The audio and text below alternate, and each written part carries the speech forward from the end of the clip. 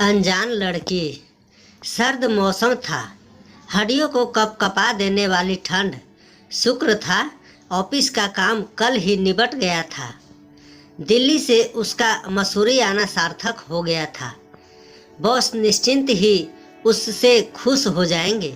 मनोज खुद को काफ़ी हल्का महसूस कर रहा था। माता पिता की वह इकलौती संतान था। उसके अलावा 2 छोटी बहनें थीं। पिता नौकरी से रिटायर थे। बेटा होने के नाते घर की जिम्मेदारी उसे ही निभानी थी। वह बचपन से ही महत्वाकांक्षी रहा है। मल्टीनेशनल कंपनी में उसे जॉब पढ़ाई खत्म करते ही मिल गई थी। आकर्षक व्यक्तित्व का मालिक तो वह था ही। बोलने में भी उसका जवाब नहीं था। लोग जल्दी ही उससे प्रभावित हो जाते थे। कई लड़कियों ने उससे दोस्ती करने की कोशिश की, लेकिन अभी वह इन सब लफड़ों में नहीं पड़ना चाहता था। मनोज ने सोचा था मसूरी में उसे 2 दिन लग जाएंगे, लेकिन यहाँ तो 1 दिन में ही काम निपट गया। क्यों न कल मसूरी घूमा जाए।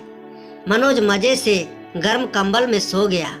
अगले दिन वह मसूरी के मॉल रोड पर खड़ा था, लेकिन पता चला आज वहाँ टैक्सी व बसों की हड़ताल है। उफ, इस हड़ताल को भी आज ही होना था।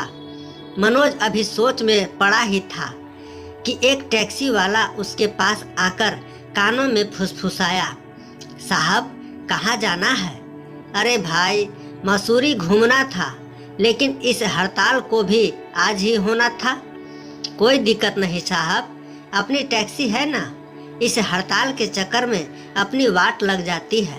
साहब, हम आपको घुमाने ले चलते हैं, लेकिन आपको एक मैडम के साथ टैक्सी शेयर करनी होगी। वे भी मसूरी घूमना चाहती है। आपको कोई दिक्कत तो नहीं? ड्राइवर बोला।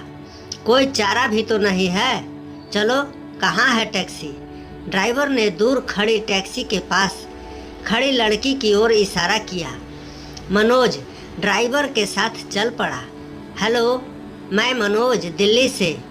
हेलो, मैं रानी लखनऊ से। मैडम, आज मसूरी में हम 2 अनजानों को टैक्सी शेयर करना है। आप कंफर्टेबल तो रहेंगी ना?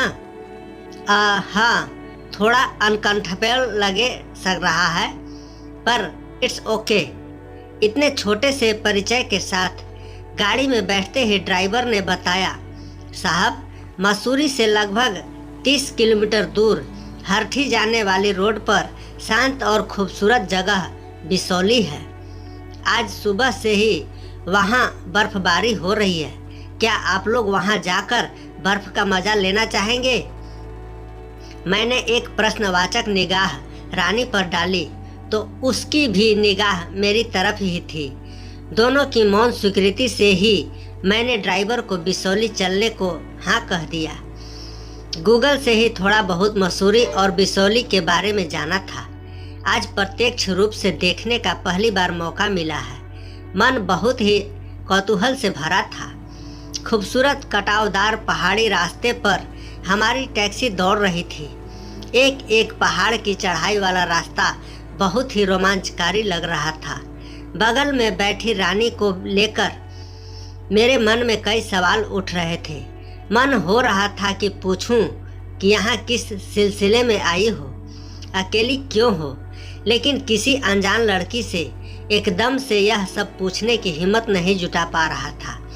रानी की गहरी बड़ी बड़ी आँखें उसे और भी खूबसूरत बना रही थी। न चाहते हुए भी मेरी नज़रें बराबर उसकी तरफ उठ जाती। मैं और रानी बीच बीच में थोड़ा बातें करते हुए मसूरी के अनुपम सौंदर्य को निहार रहे थे। हमारी गाड़ी कब एक पहाड़ से दूसरे पहाड़ पर पहुंच गई पता ही नहीं चल रहा था। कभी कभी जब गाड़ी को हल्का सा ब्रेक लगता और हम लोगों की नज़र खिड़की से नीचे जाती तो गहरी खाई देखकर दोनों की सांसें थम जाती। लगता कि जरा सी चूक हुई तो बस काम तमाम हो जाएगा।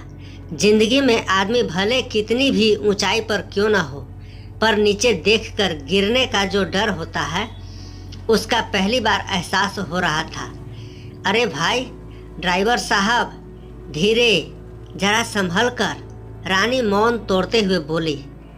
मैडम, आप परेशान मत होइए, गाड़ी पर पूरा कंट्रोल है मेरा। अच्छा साहब, यहाँ थोड़ी देर के लिए गाड़ी रोकता हूँ।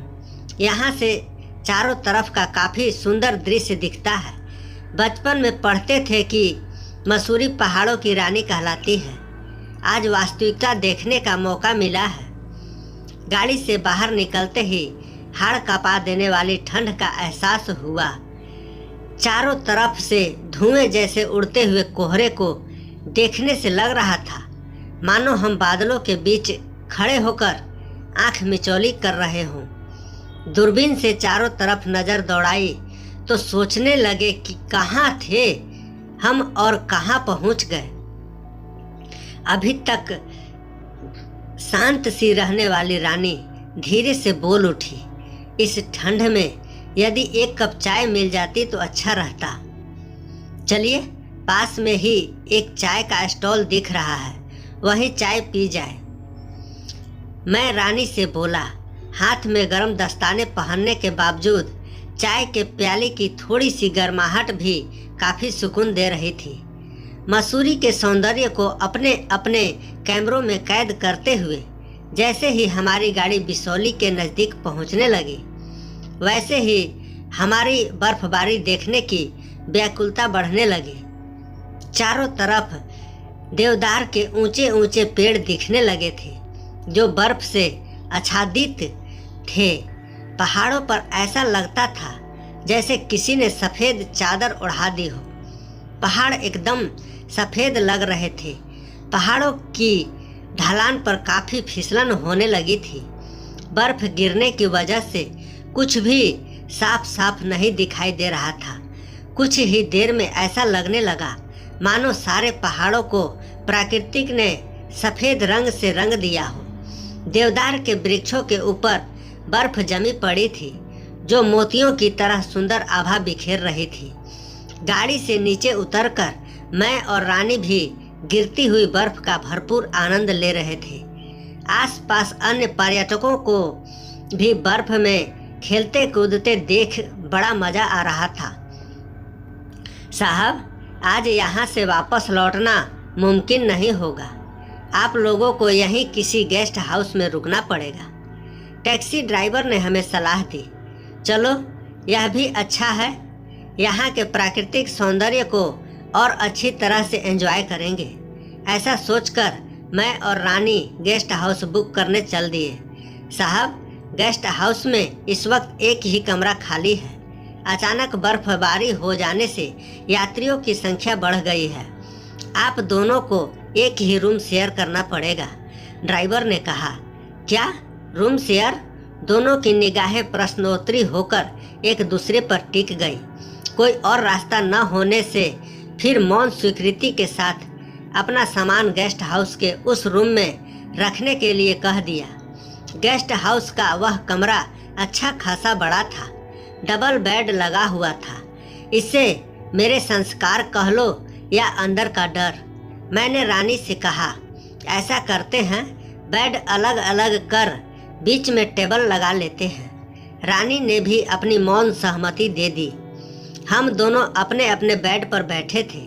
नींद न मेरी आंखों में थी न रानी की। रानी के अभी तक के साथ से मेरी उससे बात करने की हिम्मत बढ़ गई थी। अब रहा नहीं जा रहा था। बोल पड़ा, तुम यहाँ मसूरी क्या करने आई हो? रानी भी शायद अब तक मुझसे सहज हो गई थी। बोली, मैं दिल्ली में रहती हूँ। अच्छा, दिल्ली में कहाँ? सरोजनी नगर। अरे, मैं भी INA में रहता हूँ। मैंने हाल ही में पढ़ाई कंप्लीट की है। 2 और छोटी बहनें हैं। पापा रहे नहीं। मम्मी के कंधों पर ही हम बहनों का भार है। सोचती थी जैसे ही पढ़ाई पूरी हो जाएगी मम्मी का भार कम करने की कोशिश करूंगी, लेकिन लगता है अभी वह वक्त नहीं आया। दिल्ली में जॉब के लिए इंटरव्यू दिया था। उन्होंने सेकंड इंटरव्यू के लिए मुझे मसूरी भेजा है। वैसे तो मेरा सिलेक्शन हो गया है, लेकिन कंपनी के टर्म एंड कंडीशन मुझे ठीक नहीं लग रही। समझ नहीं आ रहा क्या करूं। इसमें इतना घबराने या सोचने की क्या बात है। जॉब पसंद नहीं आ रही तो मत करो। तुम्हारे अंदर काबिलियत है तो जॉब दूसरी जगह मिल ही जाएगी। वैसे मेरी कंपनी में अभी न्यू वैकेंसी निकली है, तुम कहो तो तुम्हारे लिए कोशिश करूं। सच? मैं अपना सीवी तुम्हें मेल कर दूंगी। शायद वक्त ने हमें मिलाया इसीलिए हो कि मैं तुम्हारे काम आ सकूं। मनोज के मुंह से अचानक निकल गया। रानी ने एक नज़र मनोज की तरफ फेरी, फिर मुस्कुराकर निगाहें झुका ली। मनोज का मन हुआ कि ठंड से कपकपाते हुए रानी के हाथों को अपने हाथों में ले ले, लेकिन रानी कुछ गलत ना समझ ले, यह सोच रुक गया। फिर कुछ सोचता हुआ कमरे से बाहर चला गया। सर्द भरी रात, बाहर गेस्ट हाउस की छत पर गिरते बर्फ से टपकते पानी की आवाज़ अभी भी आ रही है। रानी ठंड से सिहर रही थी कि तभी कॉफ़ी का मग बढ़ाते हुए मनोज ने कहा, यह लीजिए थोड़ी गर्म व कड़क कॉफ़ी। तभी दोनों के हाथों का पहला हल्का सा स्पर्श हुआ तो पूरा शरीर सिहर उठा। एक बार फिर दोनों की नज़रें टकरा गई। पूरे सफ़र के बाद अभी पहली बार पूरी तरह से रानी की तरफ देखा तो देखता ही रह गया। कब मैं रानी के होठों पर चुंबन रख दिया पता ही नहीं चला।